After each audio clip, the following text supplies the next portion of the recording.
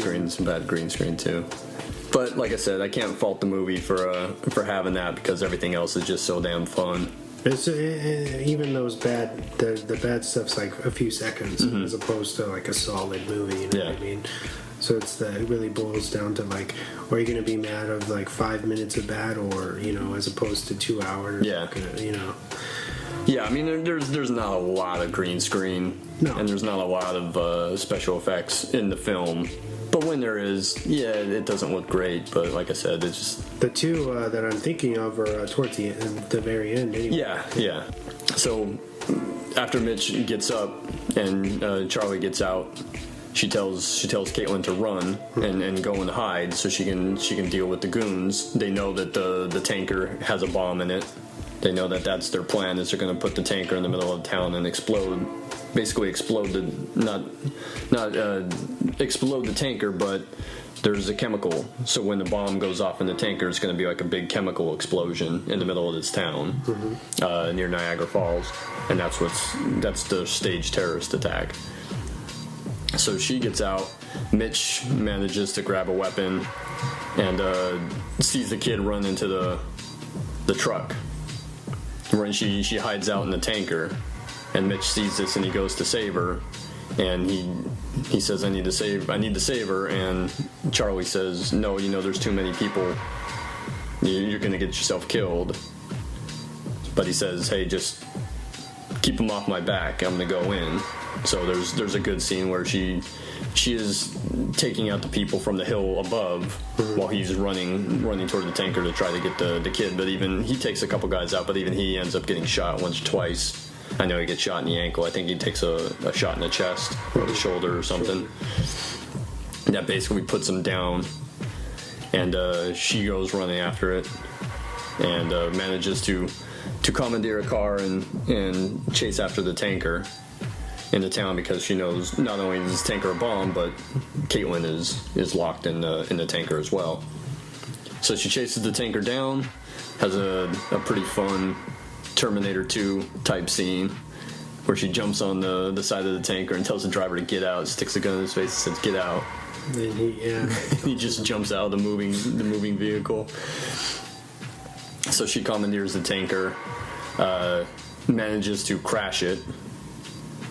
I think it skids to the middle of the bridge, and that's when she gets out, and there's another Timothy is there, and she has the fight with Timothy, and they fall.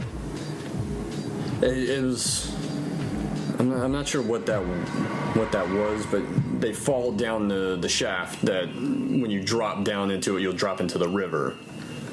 And they have a little tussle while they're hanging onto the fence that came down. And she sees a gun, and he goes to reach for it.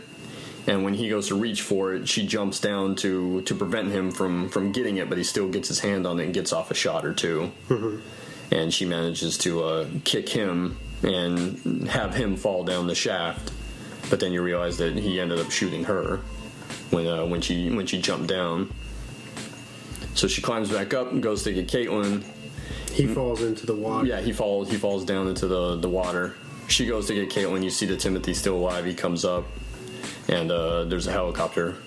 So he flags the helicopter down and says, hey, I'm not going to leave until I know she's dead. So she gets Caitlin out, and as she goes to leave, that's when Timothy starts shooting at her and kind of keeps her pinned down behind the tanker. And then she has no way out. She's wounded. She gets Caitlin out and tells Caitlin to run, and she'll be right behind her. But because she's too hurt and too injured, she just kind of falls down and just doesn't have the strength to go. And the kid turns around and comes back and uses the line on her that she used on Caitlin in the beginning when she hurt her wrist, and that's, get up. The pep talk. Yeah.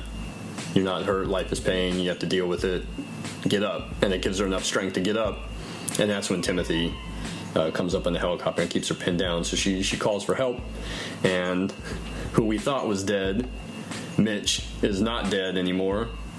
He's in the car, which is the car that they're going to stage the terrorist in. that had the dead body of the terrorist that they were going to plant a few miles down the road. And Mitch is still alive. He's pretty bloody and beat up, but he's still alive. And he says, "Oh, I'm going to come."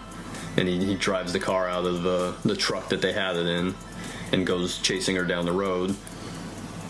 Picks her up, and she tells Mitch to go with Caitlin, and she tries to wave Timothy off by distracting him. So she runs in the opposite direction, and that's when there's a really cool scene. She sees the guy that she had shot that fell down, hanging by the wire of Christmas lights, and she sees he's got a gun on him. So she cuts the wire, and while that flies up in the air, the body comes down, and she grabs the machine gun off the guy's belt as she zips past him. And they have the kind of a standoff. Yeah, she goes up, and I think it's a really cool scene. And she had told him when he left her in the freezer, You'll die screaming.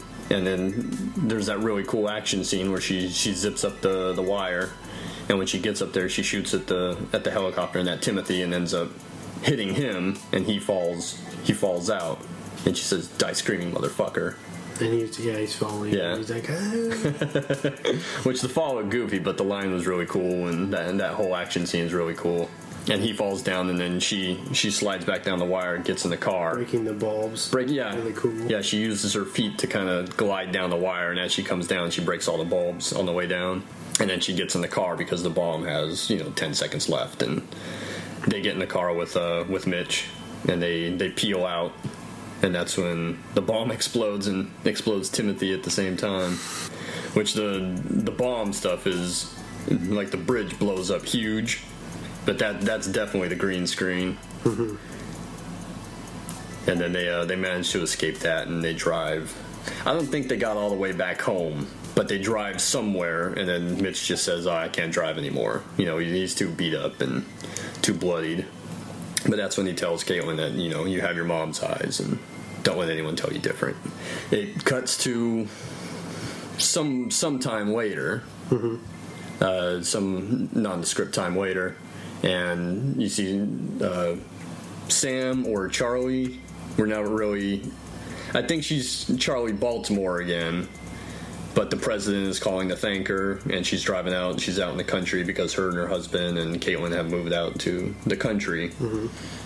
And she, says, "Oh, thank you," and he wants her back.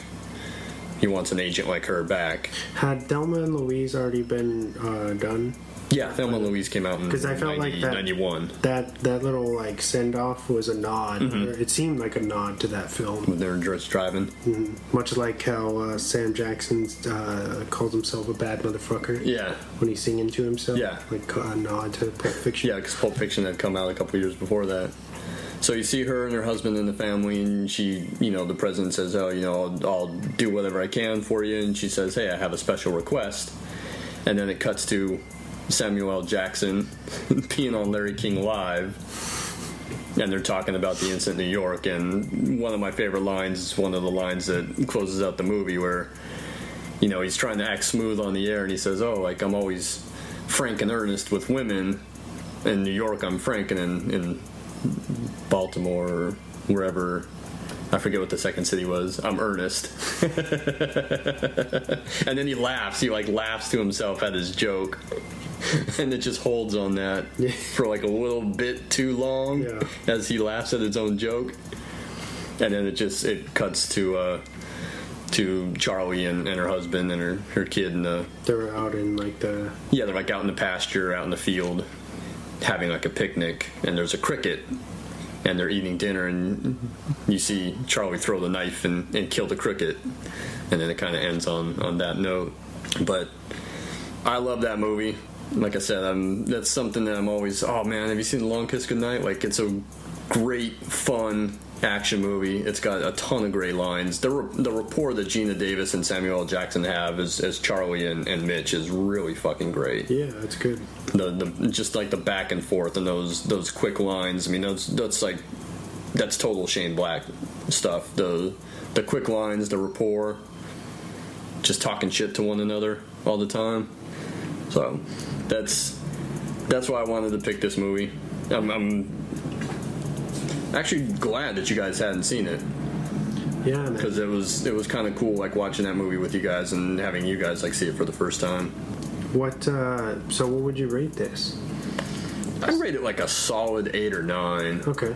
I think it's great. I told you multiple times already, like, I think it's a very underrated action movie. It's a shame that it didn't do well.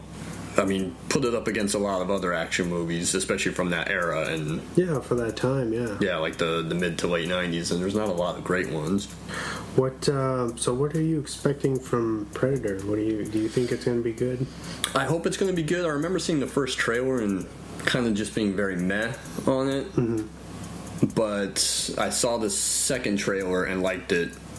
I liked that it was kind of like the Special Forces group again. Yeah. You know, kind of like a nod to the original Predator. It's in what looks to be like a small town. I do believe it's at Christmas time, so that'll be a lot of fun. But I know that there was a Red Band trailer that was out last week or something. I didn't watch that because I've been doing my best lately to try to avoid watching multiple versions of trailers, because if I've seen enough to know that I want to watch the movie, I kind of want to stay fresh. Yeah. Going in and be surprised when I see it. So I try, unless I'm at a theater watching a film and the trailer comes up and it's kind of unavoidable, I won't go seeking out the newest trailers for the movies. If I saw the first one and knew enough that I wanted to see it, then that's good enough for me. What about you, though? Well, I know he went out and shot and did some reshoots, so it makes me kind of worried. I think they like completely changed the ending. Some bad test screenings or something. He went out and reshot the entire ending. I guess it took place in the daytime and they changed it to night or something weird like that. And there's been all these little kind of things, just like the whole scrapping that guy's scene. So yeah, it seems like kind of a problematic, but I hope the final product is good. I mean, it seems like it's got a good cast. Yeah, it's got a great cast. We haven't had any kind of Predator stuff, at least in the film world, for a while. I think long enough to bring it back in some way, and what better way than Shane, So yeah, I hope it's good for his sake. Yeah. Well, I think he's a good writer. I think he's a good director. I've enjoyed all of his films, whether he wrote them or directed them. So I'm looking forward to it. Do you have Swan Facts? Oh yeah. Because James. I have one that I'll wait to see if you have as a Swan Fact. I do have Swan Facts for that. Thank you for James leaving. Kind of threw off my mojo a little bit. But yeah, let's do Swan Facts then. Okay. Swan Facts. Alright, so I think we already said this, but at the time the film was made, Gina Davis and director Rennie Harland checked how long she could hold her breath in their bathtub as preparation for the water torture scene. So I guess to see if she could hold it for several minutes. So she's really doing that. Okay. Which is pretty cool. Black was actually the first writer to sell a screenplay for $4 million. This didn't sit well with his writer buddies, which caused him to retire for quite a bit. Yeah, because after this, he didn't do anything again until Kiss Kiss Bang Bang, and that was almost a decade between the two. 2005 or? Yeah, I think Kiss Kiss Bang Bang is from 2005, so yeah, about 9 years. That's... What I want to know is, did he get the $4 million for the script, or did he get the $4 million before he had actually written the script? Like, just gave him the idea, what they call a spec, write a spec script, which is they'd already gave him the money and then you wrote the script afterwards. That's what I'd be curious to know. I think the screenplay that he sold prior to this sold for almost $2 million, which I believe was The Last Boy Scout. I know that he got paid, I think, $1 million to do the rewrite on Last Action Hero, and then he got $4 for this. That's nuts.